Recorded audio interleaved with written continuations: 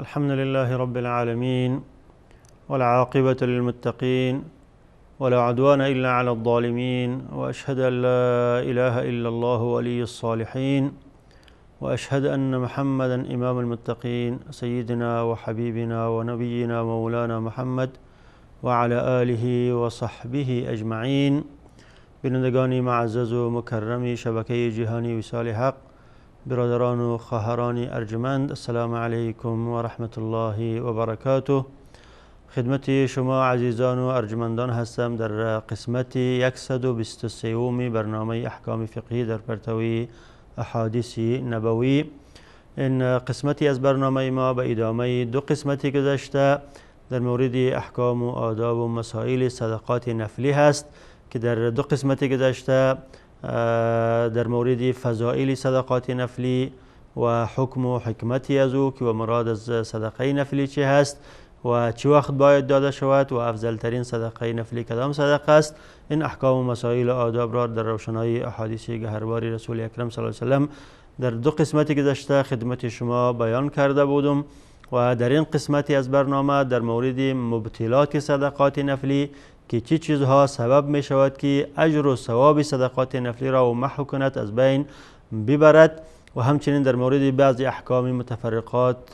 که در احادیث گهربار رسول اکرم صلی الله علیه و سلم در مورد صدقات نفلی آمده، اینها را در این قسمتی از برنامه برای شما توضیح خواهم داد. در مورد صدقات نفلی، مبطلات صدقات نفلی که چه چیزها صدقات نفلی را اجر و ثواب آنها را از بین میبرد که خدا نخواسته وقتی که صدقه نفلی میدهیم که مرتکب از این چیزها نشویم، اگر شدیم باز صدقه ما کدام فایده برای ما ندارد، چون اجر و ثوابی از او محو میشود و از بین میرود. در روشنایی احادیث گهربار رسول اکرم صلی الله علیه و سلم و آیات مبارکه قرآن شریف برای ما و شما واضح میگردد که سه چیز صدقات نفلی را محو نابود میکند و اجر و ثواب از او را باطل میسازد. یکی ریا و خودنمایی و دیگر منت گذاری و اذیت مسکین یا فقیر یا شخصی که تو برای از او صدقه میدهی، و سوم مال حرام. این سه چیز است که وقتی که در صدقات نفلی داخل شد اجر و ثواب از اونها محو میگردد، باطل میگردد، از بین میرود و او صدقه بر انسان نه فایده دنیوی دارد و نه فایده اخروی. اولی آنها گفتیم ریا هست، خودنمایی هست، و چون اخلاص در هم اعمال شرط هست که انسان هر عملی که میکنه در او اخلاص داشته باشد، خالص لوجه الله بوده باشد و هیچ شبهه و شک و ریایی در آن نبوده باشد. و از جمله این اعمال صدقه هم است که باید انسان در صدقات خود اخلاص داشته باشد و هیچ ریای و خودنمایی در آن نداشته باشد و هیچ عملی را الله متعال که بدون اخلاص بوده باشد قبول نمیکند، همچنان که الله متعال میفرماید و ما امروا الا لیعبدوا الله مخلصین له الدین. آنها امر نشدند مگر اینکه الله را با اخلاص عبادت کنند. هر عبادتی که انجام میدهند باید در او اخلاص داشته باشند، در او مطلب و مرامشان رضای الله متعال بوده باشد. و این آیه مبارکه شامل هم اعمال می شود که در او صدقات هم است، و در مورد صدقات آیه خاصی هم آمده که باید در او انسان اخلاص داشته باشد. الله متعال می فرماید و مثل الذين ينفقون اموالهم ابتغاء مرضات الله وتثبيتا من انفسهم كمثل جنة بربوة اصابها وابل فآتت اكلها ضعفين. مثال کسانی که اموال خود را نفقه میدهند، خرج میکنند در راه الله متعال، لیکن به شرط اینکه ابتغاء مرضات الله، به شرطی که برای رضای الله متعال بوده باشد. وقتی که انفاق میکنند و در قصد و مرامشان در انفاقشان رضای الله متعال بوده باشد، در او صورت است که الله متعال اجر و ثواب از اونها را چندگانه برای از اونها میدهد و پورا برای از اونها میدهد و از اجر و ثواب از اونها چیزی کاهش پیدا نمیکند. و همچنین در حدیث متفق علیه از سعد بن ابی وقاص صحابی جلیل القدر سعد بن ابی وقاص رضی الله عنه روایت شده که رسول اکرم صلی الله علیه و سلم فرمودند انک لن تنفق نفقه تبتغی بها وجه الله تعالی الا اجرت علیها، تو هیچ نفقه در راه الله متعال نمیکنی، هیچ چیزی در راه الله متعال مصرف نمیکنی که دو مطلب و مرام تو رضای الله متعال است و هیچ ریا و خودنمایی در آن نیست مگر اینکه اجر و ثواب و پاداشی از او را الله متعال در روز قیامت برای تو میدهد. و لذا وقتی که ریا خودنمایی در هر عملی پیدا می شود، او عمل را ثواب و اجر از او را از بین میبرد که از جمله صدقات هم است. وقتی که صدقات با ریا و با خودنمایی آمیزش پیدا میکند، اجر و ثوابی از او از بین میرود. همچنان که الله متعال در شأن غیر مؤمنین میفرماید که والذین ينفقون اموالهم ریاء الناس ولا یؤمنون بالله والیوم الاخر، غیر مسلمان ها کسانی هستند که اموال خود را به خرج میدهند و به خاطر چی؟ ریا الناس، به خاطر خودنمایی، به خاطر نشان دادن برای مردم. ولا یؤمنون بالله والیوم الاخر، در حالی که ایمان به الله و به روز آخرت ندارند. این صفتی کسانی نیست که مؤمن به الله و به روز آخرت بوده باشند، بلکه صفتی کسانی است که ایمان به خدا و به روز آخرت ندارند و آنها هستند که مالهای خود را خرج میکنند به خاطر ریا و به خاطر خودنمایی. و همچنین در آیه دیگری الله متعال میفرماید یا ایها الذین آمنوا لا تبطلوا صدقاتکم بالمن والاذى كالذی ينفق ماله رئاء الناس، ای مؤمنین شما صدقات خود را با منتگذاری و با اذیت فقیر و مسکین باطل نسازید، ثواب و اجر آنها را محو نکنید، مانند کسی که مال خود را خرج میکند برای ریا و برای خودنمایی. همچنان که کسی که مال خود را برای ریا و برای خودنمایی مصرف میکند، خرج میکند، او هیچ ثواب و اجر و ثوابی ندارد. همچنین کسی که مال خود را برای رضای الله متعال خرج میکند لیکن بعد از او منت گذاری میکند، بعد از او اذیت میکند فقیر مسکین را، او هم اجر و ثوابی ندارد. و این بود مبتل اولی از مبتلات صدقات که وقتی که در صدقه انسان، در خیر و خیرات انسان ریا و خودنمایی پیدا می شود و انسان مال خود را برای ریا و برای خودنمایی مصرف میکند و در او مطلبش رضای الله متعال نیست، اخلاص ندارد، او هیچ فایده برای از او نمیرساند و ثواب و اجر از او را الله متعال باطل میگرداند و محو نابود میسازد. و چیزی دومی که صدقات را محو، اجر و ثواب صدقات را محو نابود میکند و باطل میسازد من و عزاست، یعنی منت گذاری فقیر و اذیت فقیر. همچنان که در آیات قبلا خدمتتان تلاوت کردم یا ایها الذین آمنوا لا تبطلوا صدقاتکم بالمن والاذى، ای مؤمنین شما اجر و ثواب و صدقات خود را با منت گذاری و با اذیت باطل نکنید. وقتی که شما صدقه میدهید و بعد از دادن صدقه فقیر را منت میگذارید و او را اذیت میکنید، اجر و ثواب صدقات شما باطل می شود و محو نابود می شود و او صدقات شما اجر و ثوابی ندارد. و همچنین در آیه دیگری الله متعال می فرماید الذين ينفقون اموالهم في سبيل الله ثم لا يتبعون ما انفقوا منا ولا اذى لهم اجرهم عند ربهم، اجر و ثواب برای کسایی است که اموال خود را در راه الله متعال مصرف میکنن و بعد از مصرف کردن لا یتبعون ما انفقوا منا ولا اذى، بعد از که مصرف کردن دیگر منت گذاری نمیکنن و اذیتی نمیدهند برای کسی که برای از او مصرف کردن، برای فقیر مسکین وقتی که اموال خود را مصرف کردن بعد از او را منت نمیگذارند و اذیت نمیکنن. در او صورت است که لهم اجرهم عند ربهم، اجر و پاداشی از اینها در نزد پروردگارشان هست. اگر آنها این کار را کردن، بعد از خرج کردن اموال خود باز منت گذاشتند و بعد از خرج کردن اموال خود اذیتی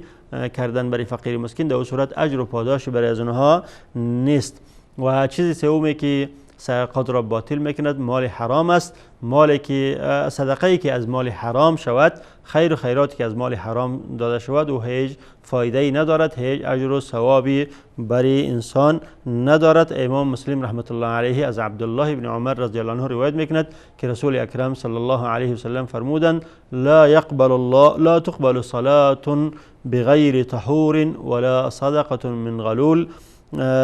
لا تقبل صلاة بغیر طهور، هیچ نمازی بدون طهارت قبول نمی شود. شرط قبول نماز طهارت است. و هیچ صدقه از مال حرام قبول نمی شود. شرط قبول صدقه دادن از مال حلال. وقتی که انسان از مال حلال خود مصرف میکند، خرج میکند، صدقه میدهد، او مورد قبول درگاه الله متعال قرار میگیرد. اما وقتی که از مال حرام خرج میکند و صدقه میدهد، الله متعال صدقه از او را اصلا قبول نمیکند. و بعضی احکام دیگری هم از در باب صدقات که ذکری از او مستحسن و خوب است که در احادیث گهرباری رسول اکرم صلی الله علیه و سلم آمده که ما او را خدمتشان یک بیان میکنم. حکم اولی از احکام صدقات نفلی، خیر و خیرات نفلی این است که او باید به فقیرای داده شود که به انسان نزدیک هستند. و بهترین صدقه، افضلترین صدقه، قسمی که قبلا هم برای شما گفتم، این است که انسان اول به اقارب خود مصرف میکنه، برای کسای مصرف میکنه. نفقه از او سرش واجب و ضروری هست. بر بالای نفس خود خرج میکنه، برای پدر و مادر خود خرج میکنه و برای اولاد و فامیل و زن خود خرج میکنه. و بعد از او برای کسایی که خویشاوندی دارن به او، از طرف پدرش خویشاوندی دارن، از طرف مادرش خویشاوندی دارن و از طرف خانیمش خویشاوندی دارن. و بعد از او برای همسایه ها و برای کسایی که فقرا و مساکینی که در محله از اوستن. و بعد از او برای کسایی که از او دور هستند. رسول اکرم صلی الله علیه و سلم در حدیثی که امام نسائی را روایت میکنند میفرمایند: ان الصدقه علی المسکین صدقه و علی ذی الرحم صدقه وصله. کسی که بر مسکین صدقه میدهد او یک اجر و ثواب دارد که اجر و ثواب صدقه هست. و کسی که برای خویش و قریب خود صدقه میدهد او دو اجر و ثواب دارد، یکی اجر و ثواب صدقه را کسب میکند و یکی اجر و ثواب صله رحمی را کسب میکند. و حکم دومی از احکام صدقات این است که صدقه باید به شکلی داده شود که انسان را فقیر نسازد. به این معنی که اگر کسی مال زیاد دارد نکند که همه مال خود را صدقه بدهد و خود محتاج مردم شود، یا عیال خود را، اولادها و فامیل خود را، زن خود را محتاج مردم کند، بلکه به اندازه صدقه بدهد که برای خود چیزی باند که خودش مصرف کند و زن و اولادش مصرف کند و کسایی که نفقه از او بر بالای از واجب است آنها مصرف کنند و آنها را محتاج دیگران نکند. و این مطلب در حدیثی از رسول اکرم صلی الله علیه و سلم ثابت شده است. از جمله حدیث متفق علیه است از صحابی جلیل قدر حکیم ابن حزام رضی الله عنه که رسول اکرم صلی الله علیه و سلم فرمودند: الید العلیا خیر من الید السفلی وابدأ بمن تعول و خیر الصدقه عن ظهر غنا و من یستعفف یعفه الله و من یستغنی یغنیه الله. رسول اکرم صلی الله علیه و سلم فرمودند که الید العلیا خیر من الید السفلی، دست بلند از دست پایان کرده بهتر و افضلتر است. و در مورد تفسیر از این عده از علما فرمودند که مراد از دست بلند دستی کسی است که عطا دارد، میدهد، نفقه میدهد، و دست اسفل و پایان دست کسی است که او نفقه را میدهد، یعنی کسی که مال دارد و در راه الله متعال مصرف میکند افضل است از کسی که او را میگیرد، از فقیر و مسکینی که او را میگیرد. و عده از علما در تفسیر از این گفتند که مراد از ید علیا دست کسی است که میدهد و مراد از دست سفلی دست کسی است که نمیدهد. یعنی دو نفر مال دارن، هر دو مال دارن، یک کسی در راه الله متعال خیر و خیرات میدهد و مصرف میکند، آن بهتر است از او کسی است که مال دارد لیکن زکات خود را میده لیکن خیر و خیرات صدقات نفلی ندارد. این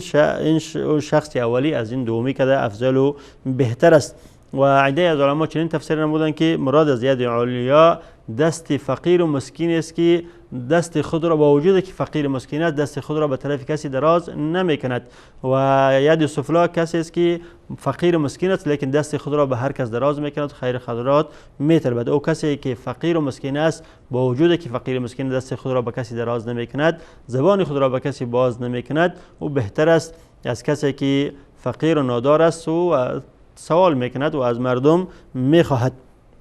بعد از او رسول اکرم صلی الله علیه و فرمودند وابدأ بمن تعول و شروع کن در صدقه دادن خود و کسی که تو مجبور به نفقه دادن از اونها هستی نفقه دادن از اونها سر تو واجب هست اول به آنها شروع کن اول که خیرات میدهی صدقه میدهی از خاندان خود از پدر و مادر خود از خانم و اولادهای خود شروع کن و بعد از او به خویشاوندان خود و بعد از او به دوران و رسول اکرم صلی الله علیه و بعد از او فرمودن و خیر الصدقه عن ظهر غنا و بهترین صدقه اموز که انسان به قدر صدقه بدهد که خود را محتاج دیگران نکند و خود را فقیر نسازد و دست خود را و عیال و اولادهای خود را به کسی دیگر دراز نکند و با قسم صدقه ندهد که بعد از او پشیمان شود و اولادهای از او بار دوش دیگران گردد و باید صدقهش به اندازه‌ای بوده باشد که برای خودش برای اولادهایش یک چیزی بماند که آنها بار دوش دیگران نگردند و خودش پشیمان نشود. همچنانه که در حدیث دیگری آمده حدیثی که امام بخاری روایت میکنه از سعد بن ابی وقاص رضی الله عنه که وقتی که سعد بن ابی وقاص در مکه مکرمه مریض شدند رسول اکرم صلی الله علیه و به عیادت از او رفتند. حضرت سعد بن وقاص فرمودند که من میخوام که 2 ثلث مال خود را در راه الله تعالی مصرف کنم صدقه بدهم. رسول اکرم صلی الله علیه و فرمودند که نه 2 ثلث مال زیاد است باید صدقه ندهی. حضرت سعد بن وقاص گفتند که من میخوام که نصف مال خود را صدقه بدهم. رسول اکرم صلی الله علیه و این را هم قبول نکردند و حضرت سعد بن وقاص گفتند که ما ثلث مال خود را میخواهم که صدقه بدهم. رسول اکرم صلی الله علیه و قبول کردند گفتند که و الثلث کثیر یعنی ثلث مال خود را تو میتونی که صدقه بدهی و این ثلث هم زیاد هست و بعد از او فرمودند که انک ان ترکت ولدك اغنیاء خیر من ان تترکهم عالة یتکففون الناس تو که اولادهای خود را مالدار و پولدار بگذاری بعد از خودت بهتر است از اینکه آنها را فقیر و مسکین بگذاری و آنها دستشان چشمشان به طرف دیگرها بوده باشد و بار دوش دیگران بوده باشند. لذا رسول اکرم صلی الله علیه و در این حدیث افضل ترین صدقه را گفتند که انسان بعد از دادن او صدقه فقیر نشود بار اولادهاش بار دوش دیگران نشود و خودش از دادن صدقه پشیمان نشود بلکه برای خودش برای اولادهایش یک مقداری از مال را بگذارد تا که او را بتواند که بر بالای خودش و بر بالای اولادهایش مصرف کند و احکام دیگری هم هست در باب صدقات که بعد از دیدن یک برنامه کوتاه خدمت شما آن را در روشنای احادیث گهربار رسول اکرم صلی الله علیه و تقدیم خواهم کرد. با ما باشید.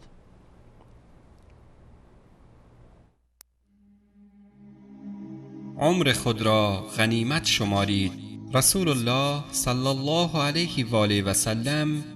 در حالی که مردی را نصیحت می کردند خطاب به وی فرمودند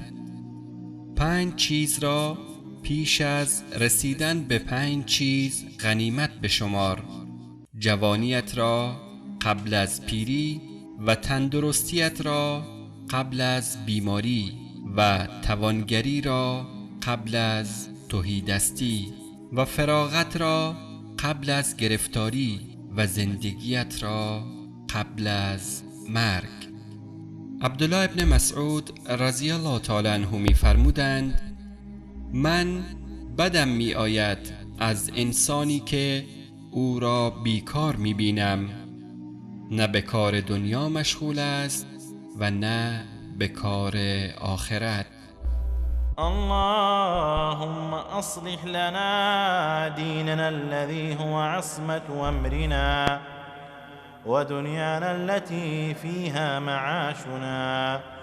وآخرتنا التي إليها معادنا.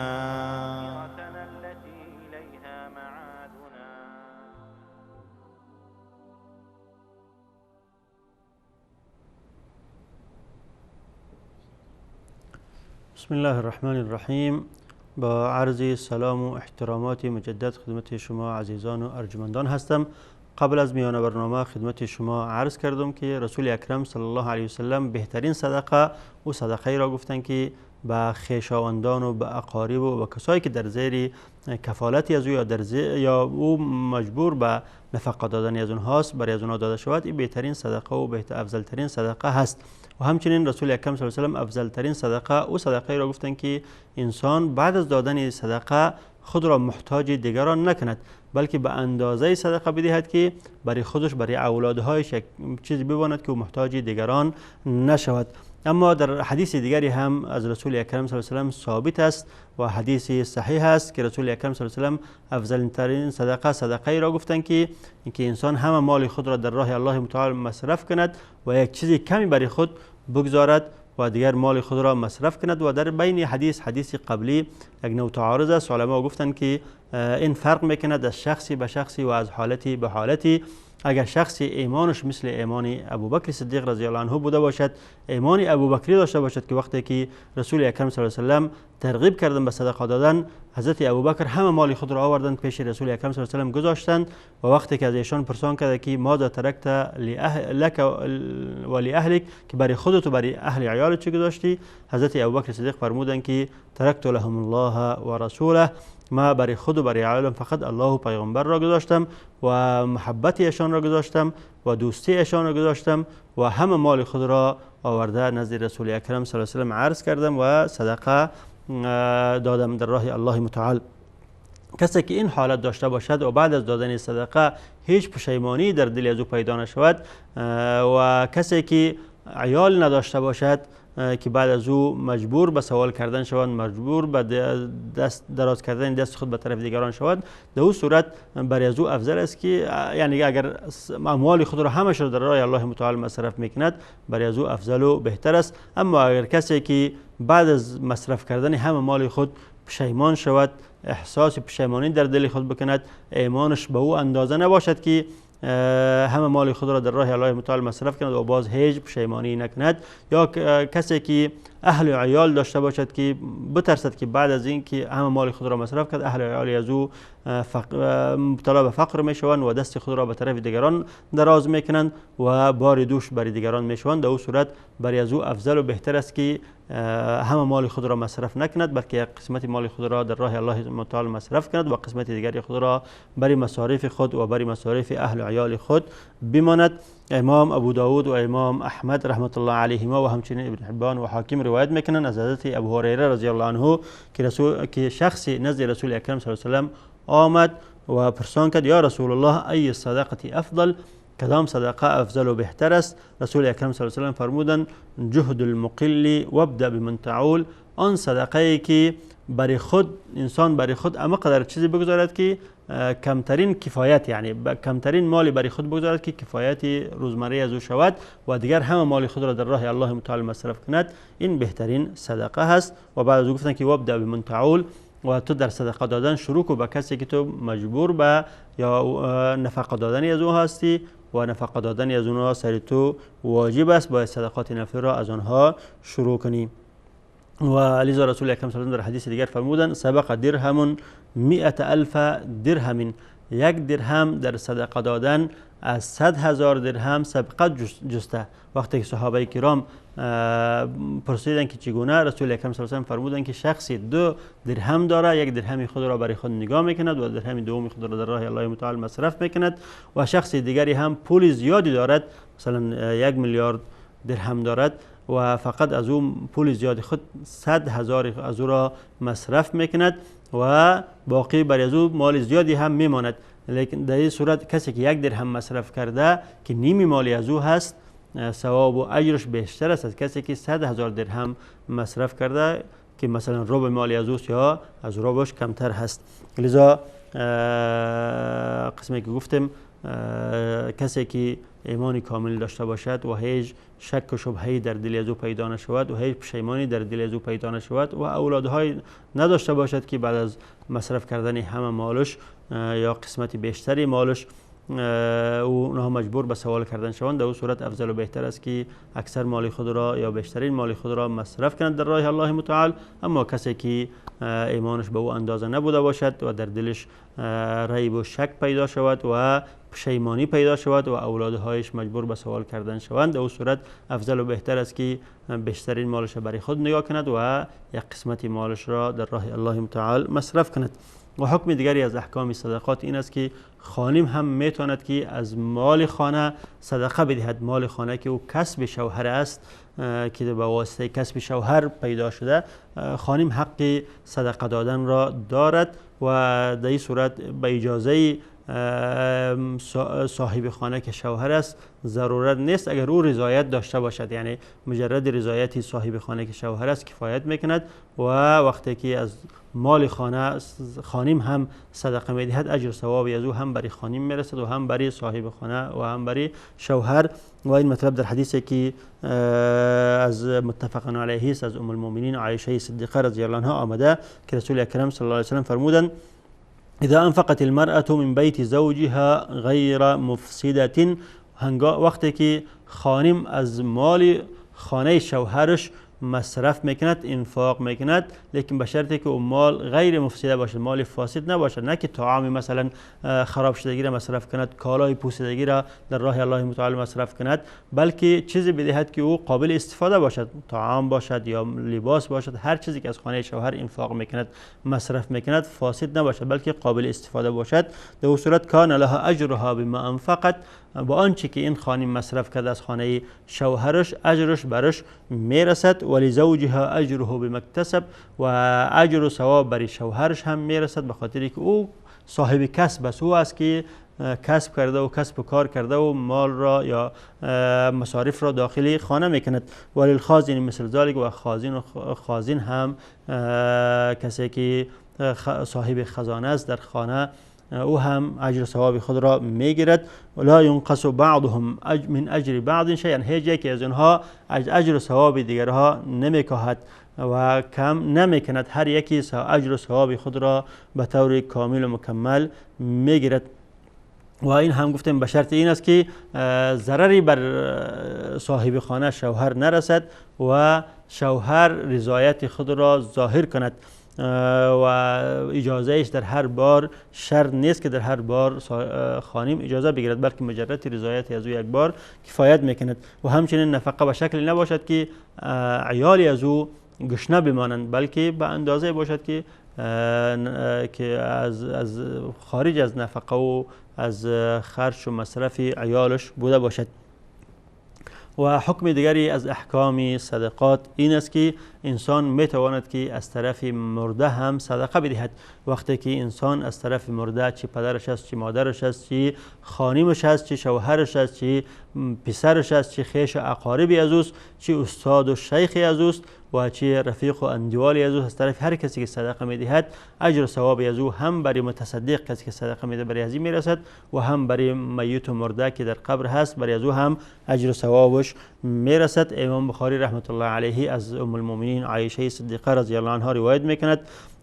که حضرت عایشه صدیقه فرمودند ان رجلا قال للنبی صلی الله علیه و سلم، مردی به محضر رسول اکرم صلی الله علیه و سلم آمدند و گفتند که ان امی افتلتت نفسها و اظنها لو تکلمت تصدقت، مادر من ناگهان وفات کرد، ناگهان نفسی از او برآمد و ناگهان وفات کرد و ما گمان می‌بردم که اگر او سخن میگفت وصیتی میکرد حتما وصیت به صدقه میکرد، خودش صدقه میداد یا وصیت میکرد که ما صدقه از طرف از او میدادیم. فهل لها اجر ان تصدقت عنها، اگر ما از طرف از او صدقه بدهم اجر و ثوابش برای مادر میرسد در قبر. رسول اکرم صلی الله علیه و سلم فرموده که نعم، ثواب و اجرش برای مرده میرسد. لذا اجماع علما بر این است که اگر شخصی از طرف مرده هر کسی که بوده باشد صدقه میدهد اجر و ثوابش برای مرده میرسد و این شخص هم اجر و ثواب خود را کمایی میکند. و همچنین از جمله احکام و مسائل صدقه این است که صدقات نفلی اگر شخصی برای شخص غیر مسلمان هم بدهد اجر و ثواب را کسب میکند و صدقهش ادا می شود، به خلاف زکات فرضی. زکات فرضی باید به شخصی بوده که او مسلمان بوده باشه، شرط در اسلام شرط است، اما در صدقات نفلی اسلام شرط نیست و شخص می تواند که صدقه نفلی خود را اگر شخصی غیر مسلمانی محتاج را می بیند به او بدهد، و خصوصا وقتی که شخصی محتاج و فقیر از اقاربی از او بوده باشد، شخصی مثلا پدر و مادرش مسلمان نیست، یا شخصی برادرش مسلمان نیست، یا شخصی یکی از خویشاوندانش مسلمان نیست اما فقیر مسکین است، یا شخصی همسایه‌اش مسلمان نیست اما فقیر مسکین است، می تواند که صدقات نفلی خود را برای از او بدهد و اجر و ثواب را کمایی کند، مگر به دو شرط. شرط اول این است که اون شخص غیر مسلمان محارب نبوده باشد، از جمله کسایی نباشد که با مسلمان ها در حالت جنگ و درگیری بوده باشد و با مسلمان ها در جنگ و درگیری نبوده باشد. و شرط دومش این است که اون باید بداند که اون شخص این مال صدقه که برای او میدهد در راه حرام مصرف نمیکند، او توسط این مال صدقه که برای او میدهد مثلا شراب نمیخورد، قمار نمیزند و او را در راه مثلا دعاره و فحاشی مصرف نمیکند، بلکه برای قوت خودش و اولادهایش مصرف میکند. در اون صورت هیچ اشکالی ندارد و علما این را از عموم آیات و احادیث استنباط کردند که آیات هایی که در این باره آمده عام است، از او کفار مستثنا شده نیست، لذا انسان میتواند که نفقه خود را همچنانی که به مسلمان میدهد، فقیری مسلمان، مسکینی مسلمان، و فقیر و مسکینی غیر مسلمان هم بدهد و جواز دارد و اجر ثواب را کمایی میکند. الله تعالی میفرماید و یطعمون الطعام علی حبه مسکینا و یتیما و اسیرا. مسلمان ها مؤمنین کسانی هستند که طعام میدهند برای فقیرها و مسکین ها و یتیم ها و بندی ها، و در اینجا آیت عام هست، در یک کفار مستثنا شده نیست و لذا علما گفتن که شامل مسلمان ها و فقیرها و مسکین ها و یتیم ها و بندی های مسلمان و غیر مسلمان می شود. و همچنین رسول اکرم صلی الله علیه و سلم فرمودند و فی کل کبد رطبه اجر، در حدیث متفق علیه، که انسان برای هر جگری تازه‌ای که مصرف میکند، هر جگری را تازه می سازد، با مصرف کردنش، با طعام دادنش، با آب دادنش، برای از او اجر ثواب میرسد. این هم عام هست تی انسان برای انسانی مسلمان مصرف کند یا غیر مسلمان، در هر صورت اجر و ثوابش برای از او میرسد. و همچنین در مسند احمد روایتی آمده از ام المؤمنین عایشه صدیقه رضی الله عنها که یک خانم یهودی آمد از حضرت عایشه صدیقه سوال کرد و حضرت عایشه صدیقه برای از او چیزی داد و نگفت که تو